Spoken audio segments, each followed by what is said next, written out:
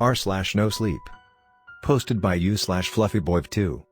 I found a job at a mansion located at a place we weren't allowed to know. I witnessed someone died. It was horrifying. Ring.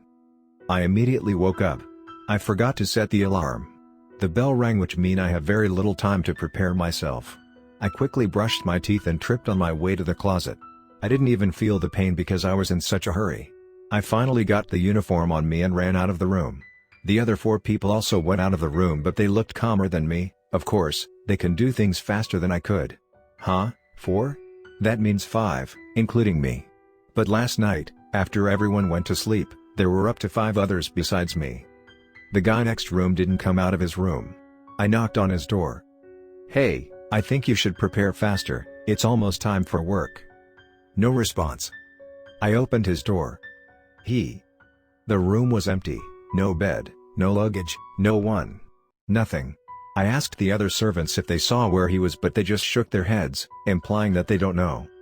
The butler walked to me and placed a hand on my shoulder. "He went home yesterday's night." "No, he retired." My blood ran cold as the butler moved away.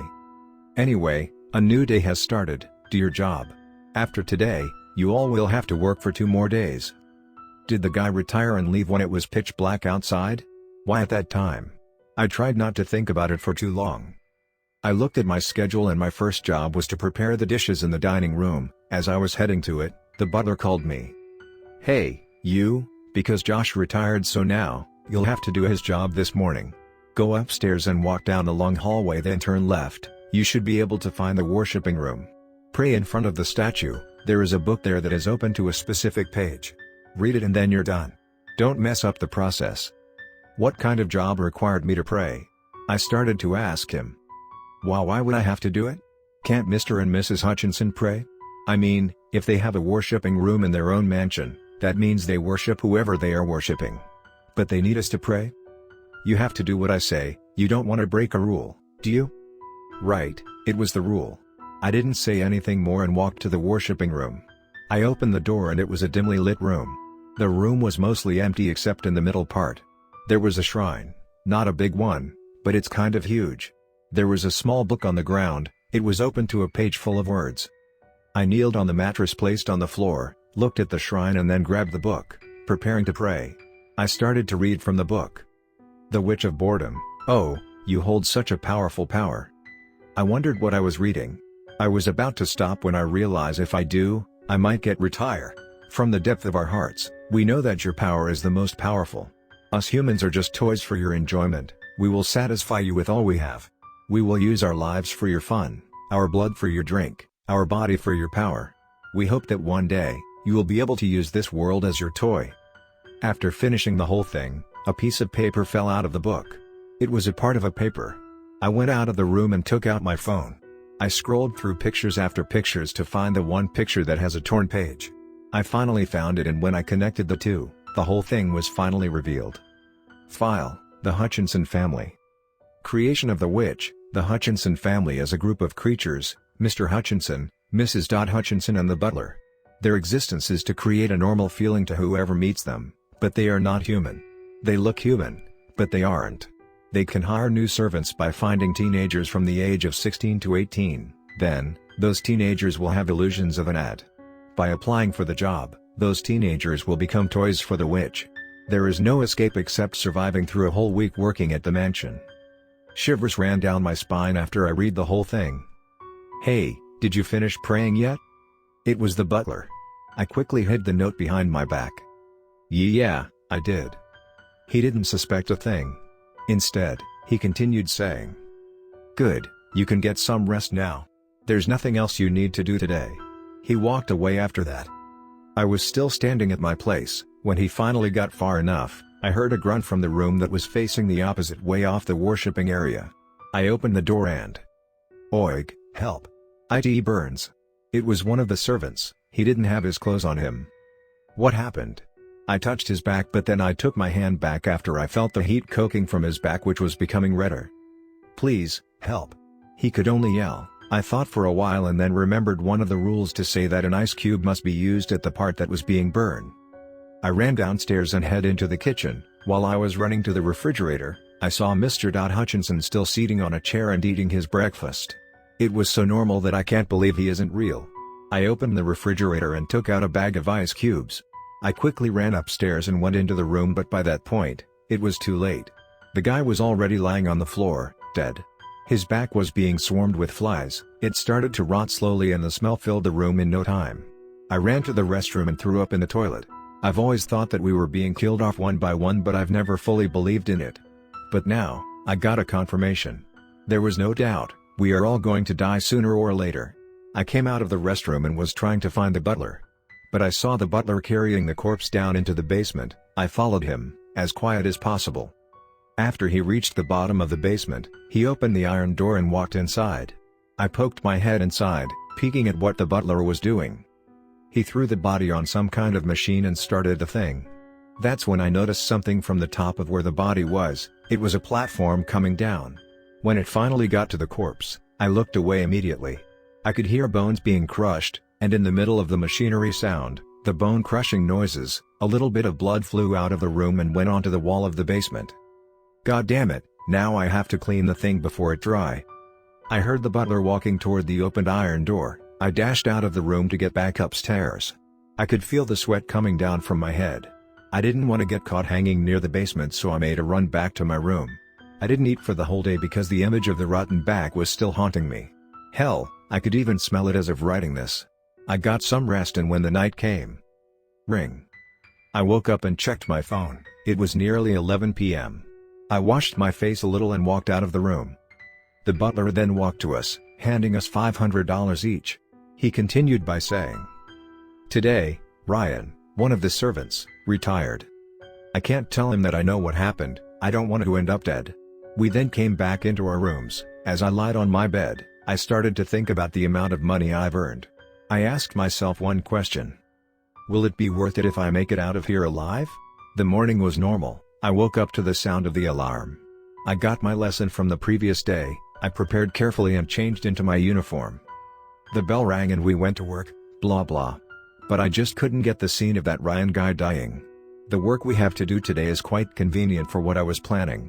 The night before, I decided to make up a plan with everyone else to escape the hell that we were in. We were all assigned to one job, which was to clean our rooms.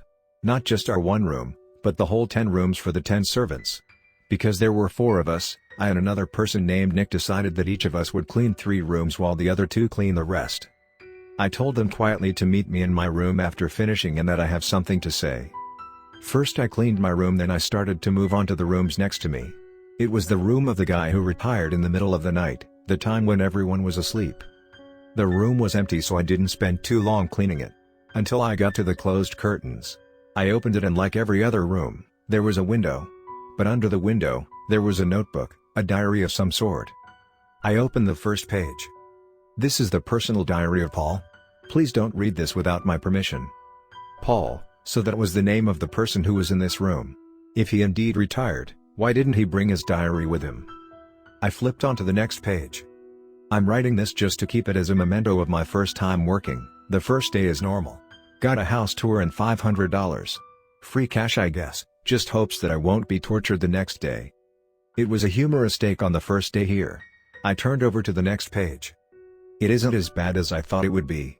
Yes, it was tired as hell, but I mean it's $500. And the butler said the money for today will be added to tomorrow's paycheck. One thing I don't like about this place is that I felt something weird. Maybe my mind is playing with me. It started to get weird. What the actual fuck? I swear to God I fucking saw something in the master bedroom when the lights went out.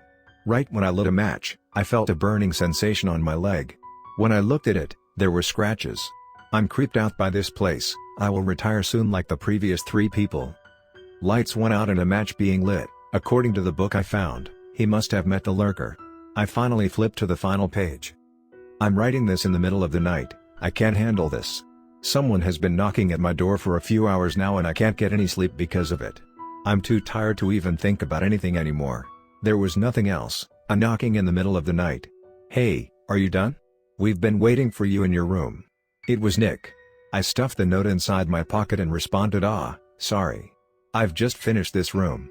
I still have 1 room left to clean. He sighed. I'll help you with that. The more the better, right? We finished cleaning the last room in no time. Me and Nick went back to my room, where I met the other two people. Listen, I don't believe in this ghost bullshit you all are talking about, you guys are just overthinking, they retired. Like, maybe we felt weird because we are just overwhelmed by this place. I mean, look how big and rich this whole place is. How can you not be shocked? It was Brian who said that. We knew something was going on, and while we were giving out theories, I used the supernatural as my theory and mostly everyone agreed, except Brian. But, how do you explain the rules and the pictures which Adrian took? Adrian is my name, and the person supporting my theory was Alvin.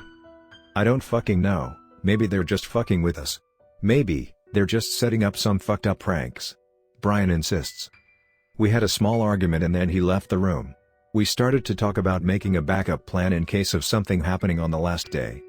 Well, if the ad is correct then we should be able to leave after tomorrow, Alvin said.